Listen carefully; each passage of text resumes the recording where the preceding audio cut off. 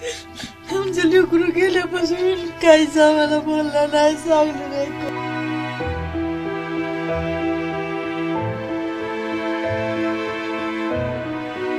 मिलिटरीमध्ये जाणार होतो म्हणलं, आसामला पहिला आलता म्हणलं.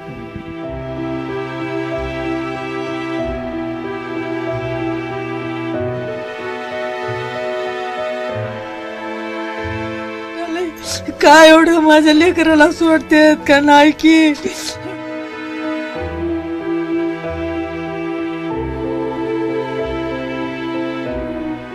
कैद्या करूला येत तर कोण जवळ न गेले, बक्कळ जवळ होते ते सुद्धा लांब लांब राहत मासे जवळ येणार.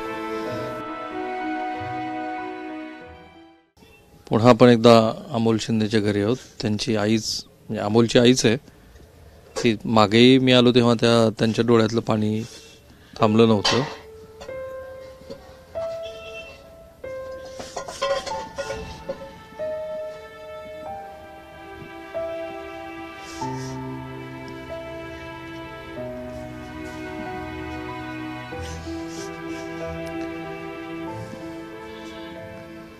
आत्ताची नवी माहिती अशी आहे, तुम्ही अमोलचे वडील आहेत, अमोलचं पॉलिग्राफ आणि नार्को चाचणी केली जाणार आहे आणि त्यासाठी दिल्लीमध्ये पोलिसांनी सांगितलं की आम्ही अमोलसह सागर शर्मा, मनोरंजन डी, ललित झा आणि महेश कुमावत ह्या सगळ्यांना घेऊन ते आता गुजरातमध्ये गांधीनगरमध्ये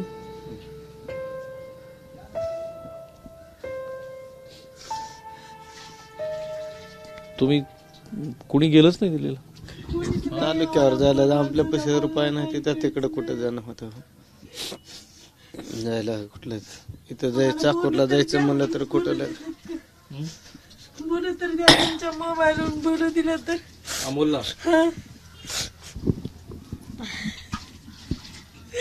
आमचं लेकरू गेल्यापासून काहीच आम्हाला बोलला नाही, सांगलं नाही, काहीच नाही. मला काय करावं ती काहीच करणार नाही.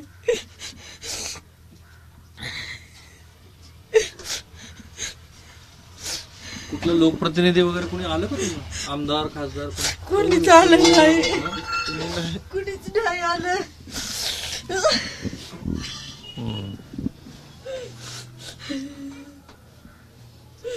मला वाटत नाही की आज अमोल ज्या प्रसंगातनं जातो आहे त्यानं ह्या परिस्थितीचा कधी विचार केला असेल की असं काही होऊ शकेल. पण तुम्ही 2 दिवसापासून कामाला चालले? 2 दिवस झाले कामाला. तेव्हा लेकरू जायचे म्हणण्यानं 2 रोज पैसे द्या बाबा म्हणलं, लेकरू मग जाणार आहे म्हणून पैसे घेतले त्यांच्याकडून. किती कोणाकडनं घेतले? शेतकरी कोणाशाच द्या म्हणलं, जाणार आहे लेकरू.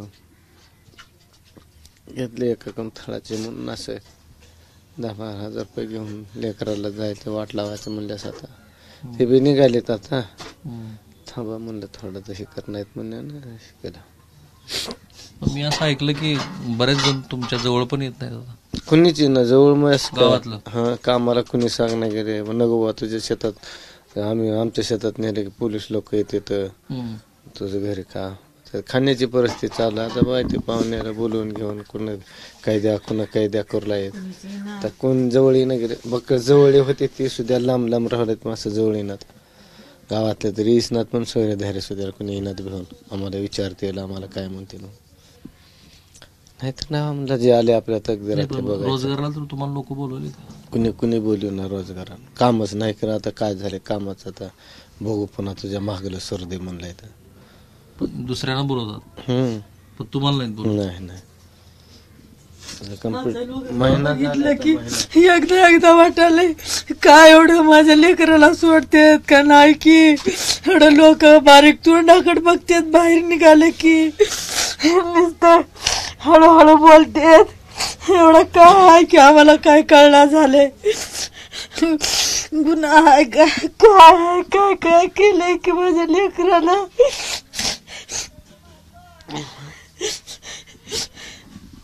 गावातले सरपंच, लोकप्रतिनिधी कोणी नाही. ज्या दिवशी आले ते पहिल्या दिवशीच आले. बातमी दिल्या, दुसऱ्या दिवशी कलेक्टर का कोण ते 12 जिल्ह्याचा 7 जिल्ह्याचा का काय मालक म्हणते फौजदार का कोण आहे की ती आलत तेवढं पंचायत मध्ये बोलवेल तर यांना बोलवून घेऊन यांचं काय बयान घेतलं की बाबा मरतो कशाला म्हणाला, झाकी दिलेला म्हणलं माझ्याकडे साहेब पैसे नाही तर मी कशाने जाऊ, कुठं जाऊ, मला चाकूरला जायचं कळणार म्हणले की मग त्या राशनवाल्याला म्हणले जा बाबा याला राशन दे 1 महिन्याचं, म्हणलं त्यानं बी दिलं नाही, काय बी नाही, 30 तेवढं आलेले आहेत, बाकीचं दुसरं कोणी नाही आमच्याकडे यायला की आम्हाला असं करू तसं करू, जाऊ बाबा तुझ्या लेकरानं काय केलंय काय नाही, हे वाईट केलंय का चांगलं पाहुणे रावळे केलंय, कुणी येत नाही काय आता बहिणीला बोलवून घेतले, लेकरून माझं जायचंय मला काहीच कळणार झालंय म्हणून बहिणीला बोलवून घेतले. पाहुणे रावळे कुठे येणार झाले तर आता हळूहळू समजा सरले तर यायलेत, घंटाभर बसायले चाललेत पाहुणे रावळ्याचे. आणि बाहेर घराच्या पडलं की लोक लोक तोंडाकडे बघायलेत, नुसतं कुचकुच बोलायलेत बारीक बारीक, त्यांचं त्यांनीच आमच्या जीवाला वाटायला की काय झालं की आमच्या लेकराचं काय नाही की तो असं बोलायलेत, ही आम्हाला काहीच कळणार झालंय, कुठे जावं कुठे राहावं काय करावं. नाही रडू नका. आता गेल्या महिन्याभरात तुम्ही 2च दिवस रोजाला गेलेत, ती पण मुलीला पाठवायचंय म्हणून, आणि तुम्हाला कुणी कामावर बोलवत नाही.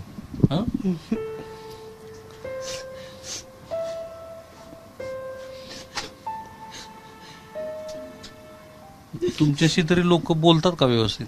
असं देवा मंदिराकडे गेल्या बोलत असंच काय कुठवर आलं बाबा काय झालं लेकराचं एवढंच बोलायचं, बाकीचं काही बोलणार काम धंद्याचं म्हणलं ताई तूच तुझ्या मागं लागलं बाबा तुला कामाला कुठं सांगा म्हणलं, का बरं एवढं भ्यायला लोक खुना करून एवढं तर ते इकडे माझ्या लेकरांनी काय कुठला खून केला का कुठलं काय दुकान पिकान फोडलंय म्हणलं, नाही रे आमच्या शेतात गडाली पोलीस लगेच येते तर माग म्हणलंय, नाही तर नाही म्हणते होईल ते होईल माझ्या नशिबानं म्हणले, तो एका शेतकऱ्यानं लेकरू जाणार आहे पैसे दे म्हणजे काम करतो मी, काम रोजगार मिळाला तुम्हाला? त्याचे उच्च कामाच्या आधी 300 रुपये हजेरी आहे, 600 रुपये मुलीला पाठवायला. आता या परिस्थितीमध्ये गावकऱ्यांना किती दोष द्यायचा आणि ज्या परिस्थितीत हे सगळं कुटुंबीय आहे त्यांना किती दोष द्यायचा हा खरा प्रश्न आहे. आज अमोल आणि ह्या त्याच्यासह इतर जे 5 जण आहेत त्यातल्या 2 जणांची स्पेशली ब्रेन मॅपिंग आणि नार्को अनालिसिस पण केली जाणार आहे.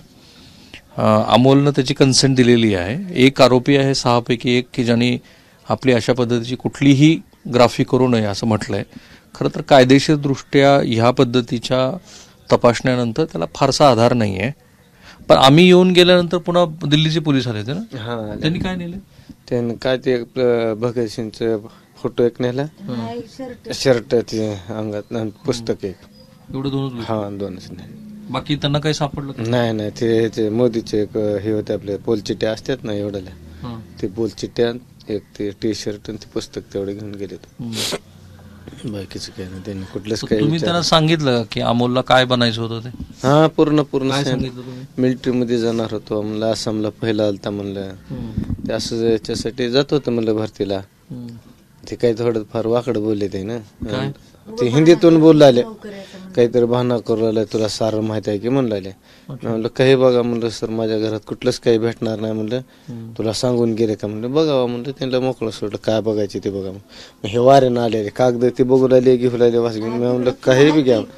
कॅरी बॅग ती चुलपेटवाला मी टाकते होती तिकडं, ती बघू लागली. हा ती असली कॅरी बॅग आहे, भाजीपाला आणलेली काय बी आणलेली, चुलपेट त्या म्हणून टाकते होती तिकडे. ते बघितले. आता मला सांगा, मी जर असं म्हटलं की एक प्रकारे हा गावकऱ्यांनी बहिष्कार टाकल्यासारखं झालं, मला त्यांना आणखी हा शब्द वापरून वेगळ्या पद्धतीने अडचणीत नाही आणायचं, पण आपल्यासाठी कशाला लोक बोलत नाही तेवढं तर खरं, रोजगारानं मिळवत नाही, रोजाचं काही नाही म्हणजे असं आपल्याविषयी काही वाईट बोल ना ते एवढं बोलवत नाही. हा भेटते ना बाबा, तुला काय तुझ्या घरात काय आहे की काय नाही की तुला बोलायचं बेहोच वाटाले असं म्हणून. आजची घरची परिस्थिती कशी आहे का आता बघायला की का तुम्ही पाहुणे आले तर काही पुरण घालायचं म्हणलं तर रोटे करून बघावं लागलं. जास्त कुठलं राशनचं काही नाही नियोजन, कुठलं काही नाही, म्हणजे कामालाच नाही ते नियोजन कुठलं लागलं. किती दिवस चालते कसं चालते बघा. एवढं सण होईना गेल्यापर्यंत काहीतरी पर्याय काढावा लागला. आता म्हणजे कसं आपण कुठलंच आतापर्यंत काय केलं आणि माझ्या लेकरांनाही कुठं काय केलं नाही. आतापर्यंत 10 ठिकाणी माझं लेकरू पहिलं आलं आणि माझं कुठलंच काही नाही. मला कोण आहे कुठं आवड बसला का म्हणायला. आमचं काय खरं नाही आता पूर्वी गेल्यावर.